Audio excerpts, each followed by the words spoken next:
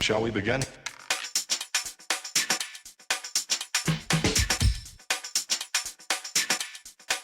Let's begin. All right, everybody. Welcome back to a brand new episode of the Frankly Francisco podcast. You folks already know who I am.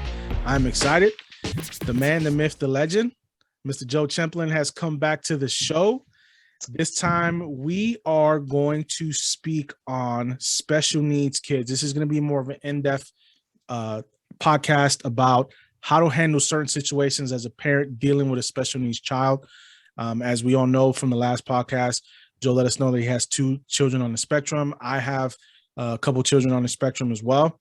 So this was a very important episode that I wanted to get out because a lot of parents sometimes don't know how to deal with this stuff. So Joe, please enlighten us a little bit, man. Let us know some of the ins and outs and some of the pressure that comes along with having a special needs child. So the big thing is getting the diagnosis so that you actually know. So before my youngest was diagnosed, he was diagnosed in October-ish, November-ish. The year before, he was in kindergarten, and his teacher, who was in her last year, realized that he was special needs, but didn't tell us, didn't say anything. So she was using a lot of the strategies that I've learned since then, and we weren't aware of it. So he had a good year, and she did things like having like a weighted blanket for him that was on his legs and stuff like that. And she let us know that it seems like he's having trouble seeing. So that's why we got his eyes tested, and it turned out they had horrible eyesight in addition to ADHD and autism. So it was like having a drunk teenager in Las Vegas was what his experience in school was. Wow. But that summer, he got thrown out of 3 different programs in a 3-week time period. So like on my birthday, I show up to pick him up from the camp that he's at with his older brothers, and they're like, you have to take him away, he's not allowed here, because he was throwing rocks at kids and he spat at somebody, which looking back, those are behaviors of a kid with autism reacting because they don't understand and are out of control. But at that point, I had no clue. And so like I yell at him because I'm all upset. It ruined my birthday, literally. And, you know, some old biddy saw it and called CPS. So I had to deal with that all summer long, of people coming to my house to make sure I wasn't a bad parent and all that. So just all that angst and energy and, you know, confusion. After the start of the school year, you know, his teacher's like, hey, he's doing this and all this. You need to go get him tested for autism. And it took another couple of weeks to get him on in. But then we had the diagnosis and the ADHD. And it was like, okay, now we can start figuring out a plan. Now we can understand. So getting that diagnosis first is something that I think is very important, because I can't tell you the number of kids who are not diagnosed until much later. I mean, my one son, my oldest, who's on the spectrum, he's in Asperger's in addition to being bipolar. He was not diagnosed until a couple of years after Colin, because I'm like, he's got these tendencies. So it was, if I didn't know about Colin, my youngest, I'm not allowed to say his name because of the divorce, sorry, bleep that out.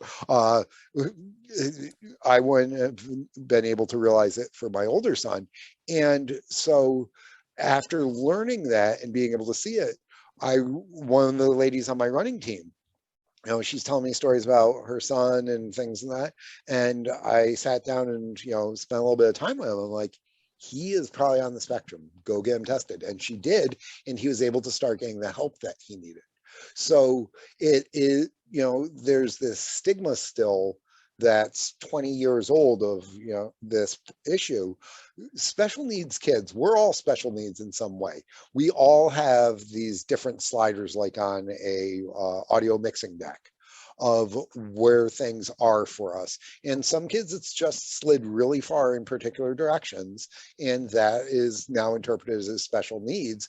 And so it's just, you need to treat and interact with them a little bit differently, understanding the way they process.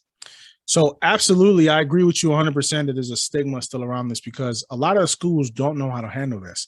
So what they do is they just stick them in special ed and don't realize a lot of these kids who are on the spectrum are actually geniuses that are not their talents are not being cultivated and their brain is not being used properly because the schools don't know how to handle their temperament. They don't know how I to went calm to them down. engineering school, and engineers are over-representative of people with Asperger's. And I was actually a physicist, and there were people who were straight up, several steps further down on the spectrum in my physics program. It's just the way it is.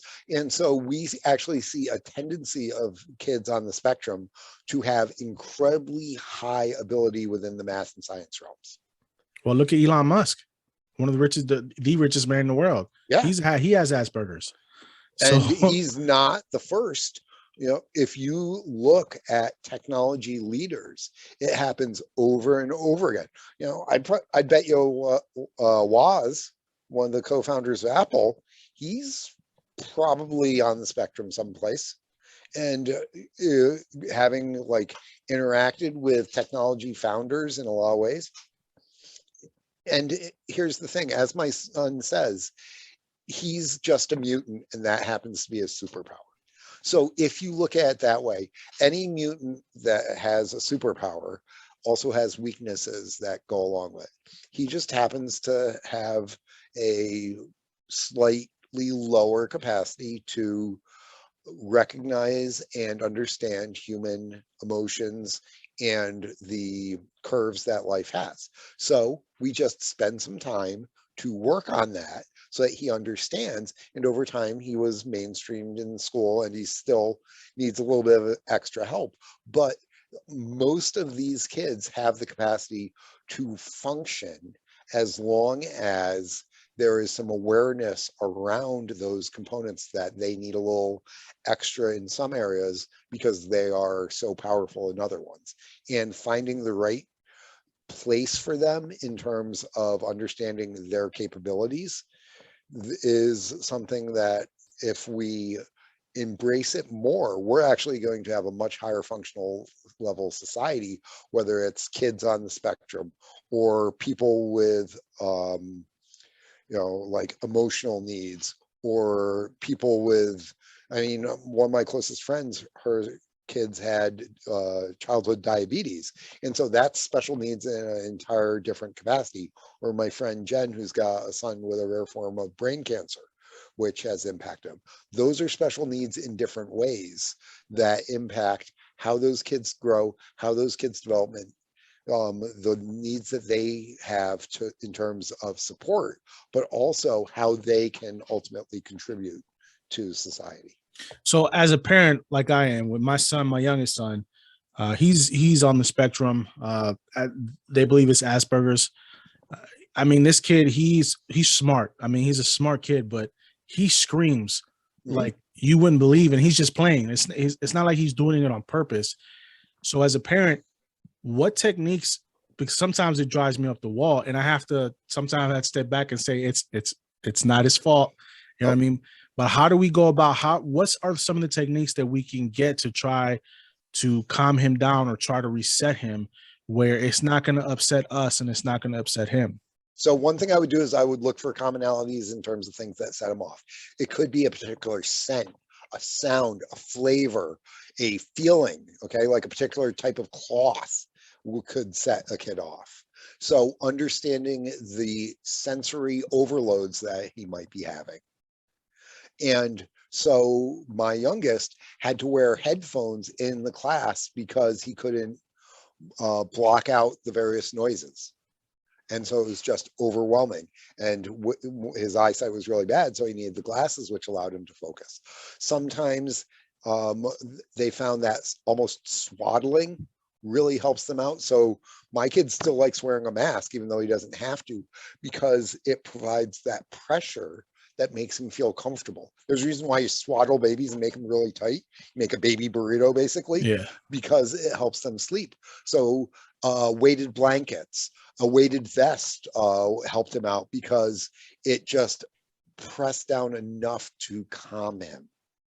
So these are some things. One of the big things I do with my youngest is we literally have the reset button. So sometimes he gets up and he literally got up on the wrong side of the bed, and it is horrible. He's a monster. I love him dearly, but oh God, is he a monster. And so what I tell him is, hey, we're hitting the reset button. And I hit the reset button. I put him back in bed. He puts his glasses over. He, gets under the covers. I turn out the lights. I walk on out. He, literally tries to go back to sleep or just calms down. And he picked up some breathing techniques from Taekwondo, which is very, very good for special needs kids if there's a good instructor that understands it. So he'd take a whole bunch of deep breaths, get himself calm and resituated. I'd come in, I'd wake him up as if it was a brand new day. So my wife, that also gave me time to calm down too. So I no longer wanted to strangle him.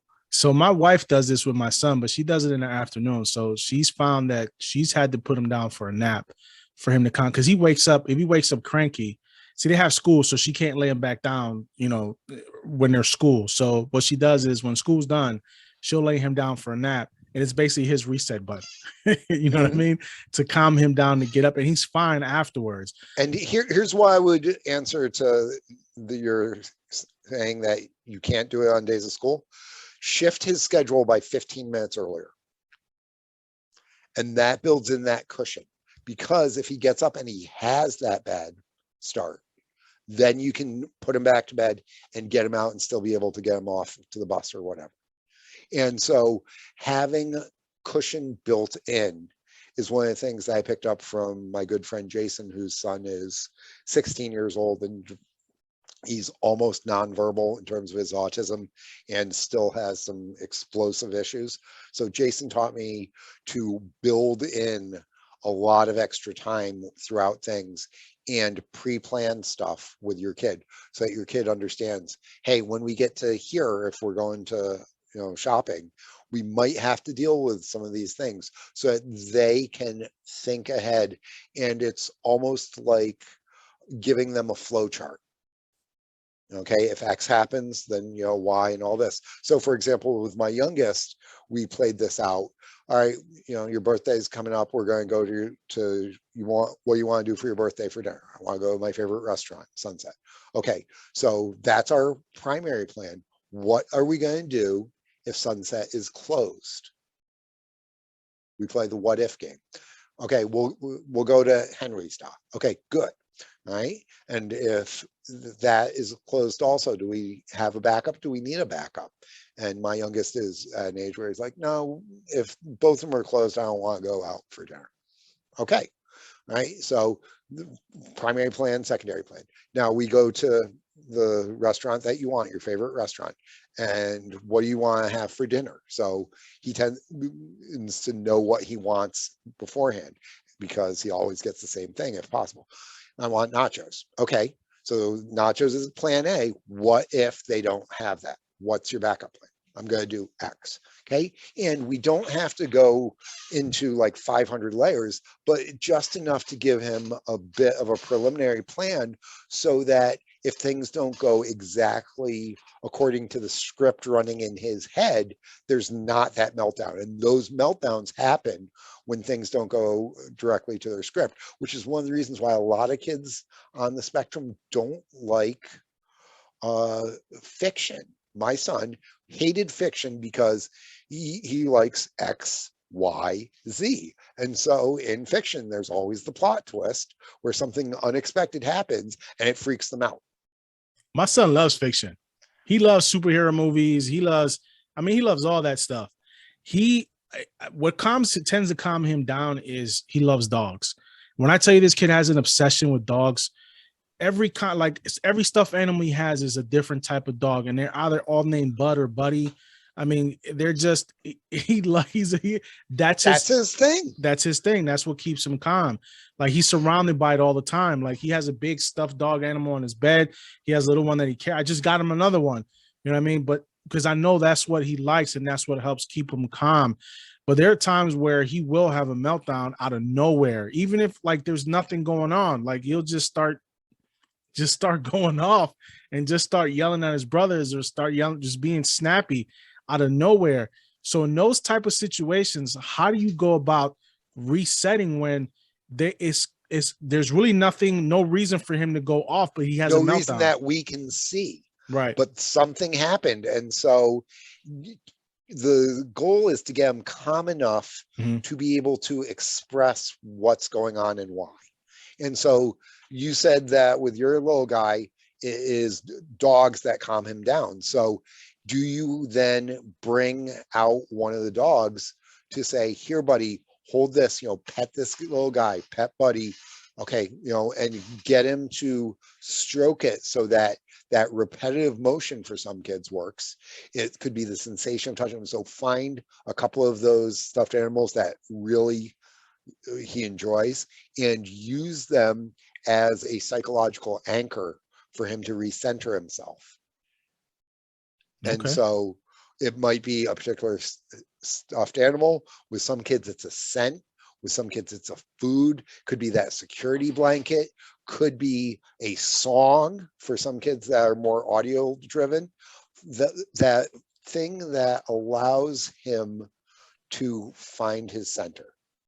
And also you need to practice this when he's not in a meltdown mode, so that they're developing the skill sets. This is one of the things that the social workers at school taught us about with my youngest. So every couple of days, they would take him and talk about social skills and what happens in this situation. So they were sort of pre-playing it a little bit also. And they had his couple of things that he used to help calm himself down. So like fidget spinners and things like that they could have in the classroom, they would have them there. And so he would be playing with them while they're discussing the potential of having a meltdown. And so he would develop these strategies when he was in a calm state, so that when he was in an amped up or breakdown state, he could attempt to use them, or they could introduce them, and it would trigger back to these positive calming influences. I mean, that makes a lot of sense. I mean, it It does. takes work though, man. It It does. takes It a lot seems of practice. listen, my son is very bright. He's very intelligent, but sometimes sometimes it's hard to calm him down without, like I said, the easiest reset button that we have for him is sending him for a nap, because that seems to work the best. Lay him down for an hour, he gets back up, he's feeling better, he's calm. The kid loves Thor, the third one.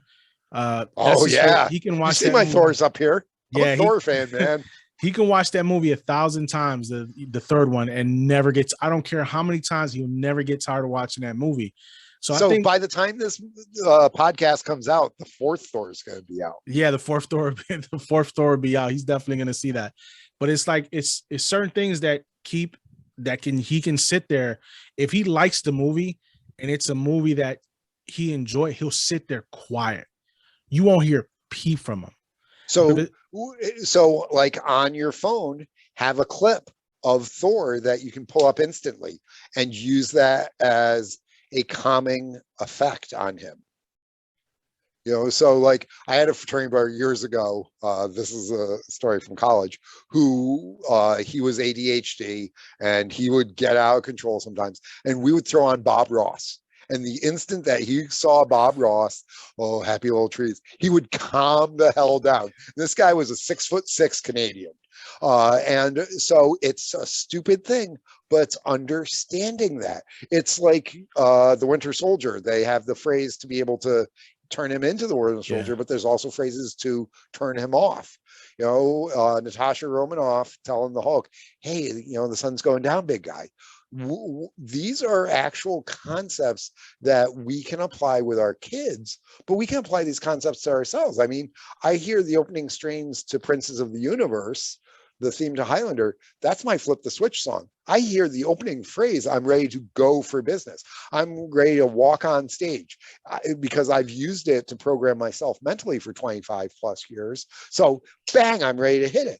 But there's also things that you can do to use the other side, the denouement, as it were, to calm down. And so you discover those and you have them within your toolbox that you can tap into. So I'm trying to, like, with my oldest was on medication for quite a few years, and we took him off when we started doing homeschooling, but he's going back to high school. He's at that age where he needs those social interactions with kids Yep. his own age. He needs to be out there and seeing other kids, but he has ADHD. I mean, this is factual. And he's at that age now, he's 15 now, where he has aggressive tendencies now. And out of nowhere, just being aggressive for no reason. So I am trying to find ways to, deal with him without being overly aggressive with him. So what techniques do you think would be for, especially for Martial somebody arts. that age? Martial arts for teenagers is one of the best things because it focuses them. It allows them to get their aggression out in a healthy manner. And they also learn what happens if you're overly aggressive. And, so they get punched in the face with a glove. Guess what? They're going to understand it. So they're not going to start regular fights. I was thinking like a punching bag in the backyard or something for him to. That too, so that he's got a controlled way to get it out. But martial arts creates structure, and it gives him instruction so that he's going to do it properly. It gives him something to work towards with the rank system. They also, in the good schools, teach meditation. So they're teaching them strategies to calm themselves.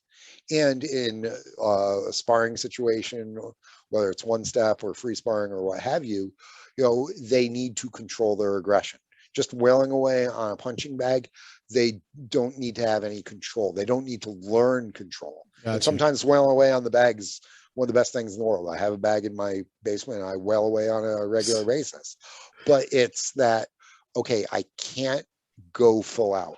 I need to have control here. I need to calm myself so that I don't get hurt or I don't hurt somebody else. It is that in itself is a long-term strategy.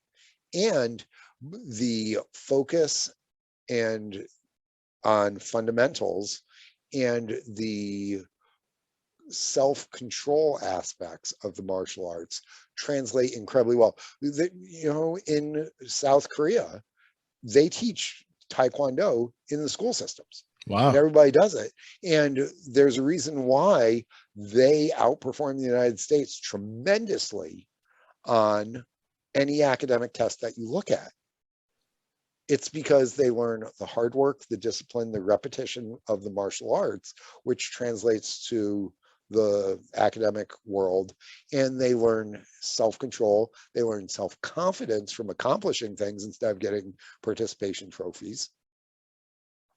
And they also get that daily exercise because our kids are not getting nearly enough exercise.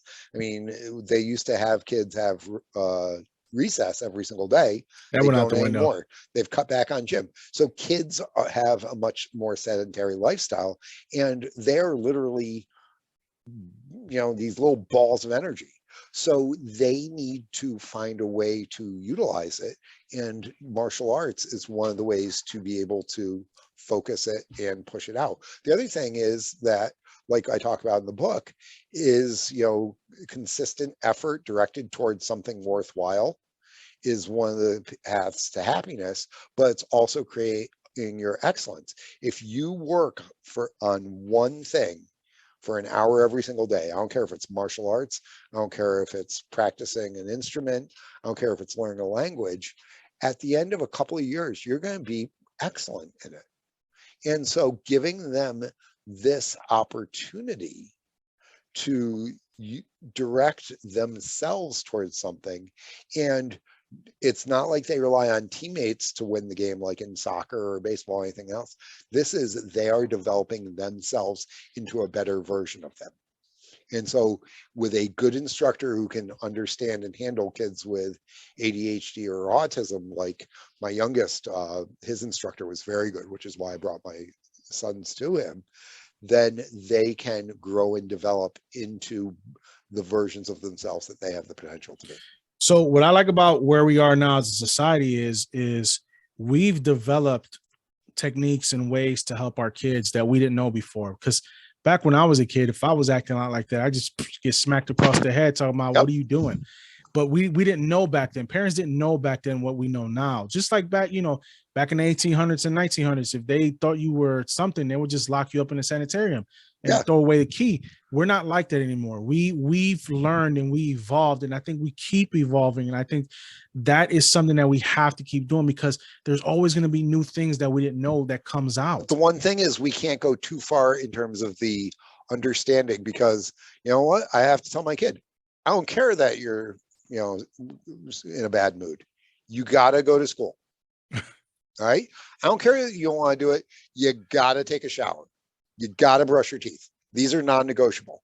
So we need to have this embracing of the individual and allowing them to operate within their own parameters, but there's got to be a certain acceptability threshold. No, my child, you need to shower every 2 days because you stink. Okay. So and when we embrace them, we are often giving up that core, that discipline, that standard. And that is really part of the tricky, balancing act, is having the love, but having the tough part of tough love. Yeah, and I think I found that balance. I'm finding that balance. I have no choice because I have 5 children and they're all different, age ranges. My oldest 15, my twins 13, my daughter 8, my youngest is 7. The youngest one is the one that has issues as well, and so does one of my twins and my oldest. All my kids have ADHD. The only one that doesn't have ADHD is my daughter. Maybe it hasn't come out yet, but it's it could be that she exhibits it, because females exhibit ADHD in a different way than boys do. It's not the running around crazy, uncontrollable energy. Very often is the staring off into space, and in their mind they're riding the unicorn and they're off doing all these other things. So it's not as physical as with boys. So my goddaughter is ADHD, and so her dad is one of my best friends. We did graduate school together, physics and all this, and he's only got my goddaughter. So it's only one kid. It's not the 3 kids that I have. And, boys and girls are very differently. But we talk about this is how it manifests. And I did not realize that was how it manifested until we were sitting down having a beer pre-COVID, so 3-4 years ago. And he was telling me about it. I'm like, oh, I never knew that. And so I went and studied it more, and I asked him questions and all this, and he asked about how it's manifesting with boys. And so it is different, but just as important. And girls don't get identified. They don't get medicated near as much, because if a boy has it and they're disrupting the classroom and turning stuff over and, lighting things on fire or, running out of the classroom, then that grabs the attention, versus the girl who's just sitting there, oh, and then why didn't you do your homework? Why didn't you finish the test? And so those could be signs for the parents of daughters that maybe their child should be checked out for these situations. So for me, listen, I don't care what my kids have. I always encourage my kids, no matter what, you guys can be whatever you want to be. Don't let anybody tell you different. Don't let anybody put you down, say you can be whatever you want to be. You just have to, put your mind to it and get there. And sometimes a career might not work out for you. Go do something else. I did security for 12 years before I got into finance.